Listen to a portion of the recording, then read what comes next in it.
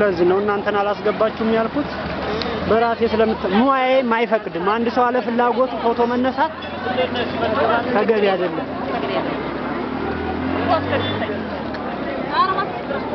ስንት ብር ናቸው አሁን ነኝ 30 ጊዜው ነው ያው ተወዷል ሁሉ ነገር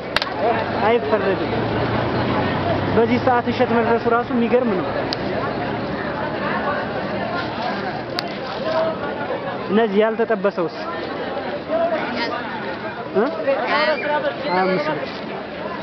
እስከራዱ እርግብ